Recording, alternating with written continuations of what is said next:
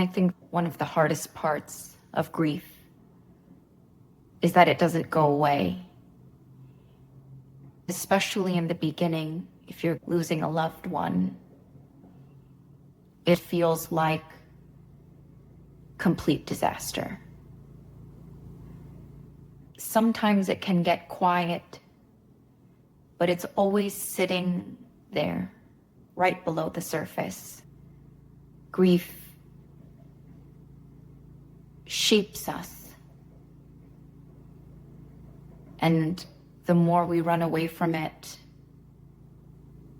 the louder it will get.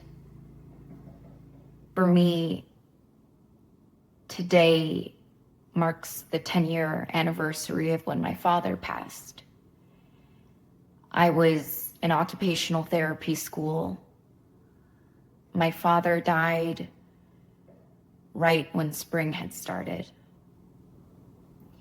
I tried to find poetry in these moments because my dad fought very hard.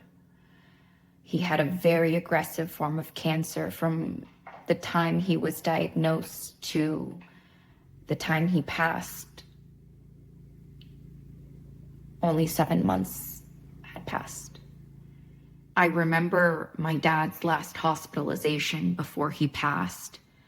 I was in the middle of my rotation in Charlotte, working in an acute care hospital, and I got a call from my mom. She said, "Your dad has been falling, and he's telling me that he wants to go. I think you should come home." So I packed up my things and I went home. I remember the doctors had told me that my dad's organs had started to fail. His kidneys were starting to fail, and that they were going to put a consult in for nephrology to possibly set him up for dialysis. My father at that point, when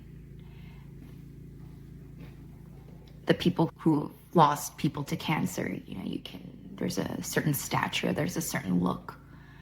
So he was already so small.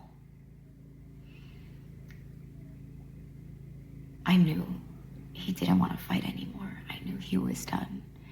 He had gone through aggressive chemotherapy over the past 5 months, each time going back to the hospital with neutropenic fever, each time just getting worse and worse, but fought every step of the way. But this time it felt different.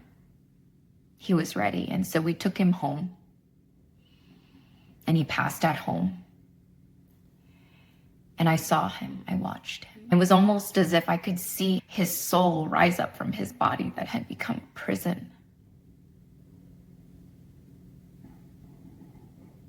And I ran out to the backyard and I said, "Come, fly away. You're free now." So I wasn't ready. I still needed my dad to watch me walk down the aisle, to watch me graduate, to watch me have a baby so that he could be a grandpa. There were too many things. So with grief can come a tremendous amount of anger, a tremendous amount of resentment.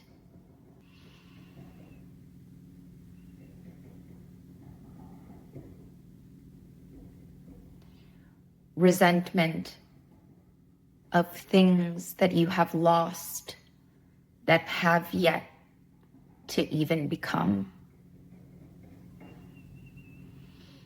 And that is one of the hardest parts for me. During that time, I was in graduate school and we had free mental health resources, and I saw one of the resident psychiatrists for a session. I hold this moment in a bittersweet kind of way in my heart because on the one hand, I was like, this is such an esoteric interpretation of what is happening, and yet it is so true.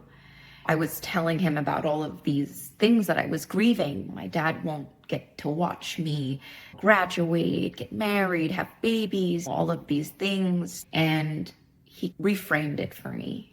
What he said was that, yes, but you have to understand that these are somewhat selfish desires. And he said the fallacy is that your father, he's gone physically, yes, but he is in your DNA. It's in the genetic material that makes up you. And so from a strictly biological sense, yes, my father is still here because I am his progeny. It did give me a sense that my dad is still here, part of me, part of my DNA. Another thing that I want to share, if you're grieving right now, in those moments when I felt like my father was gone and there was something that I needed to tell him, piece of advice that I needed from him, I reminded myself that my brain has all of the memories of everything we've ever talked about, all of the information, his mannerisms, his worldviews, his opinions, his moods, his tempers, all of those things are inside of my memory. And so, crazy or not, I would talk to my dad because it was a gift of time spent with him. And it was enough information that I know what he would tell me and I know what he would want for me. But I didn't allow myself to feel that disconnection, even though I knew he was not physically here anymore. I would encourage you, if someone has passed in your life, you can still talk to them. You know what they would say. You know how they would comfort you, how they would guide you on what is right and what is wrong.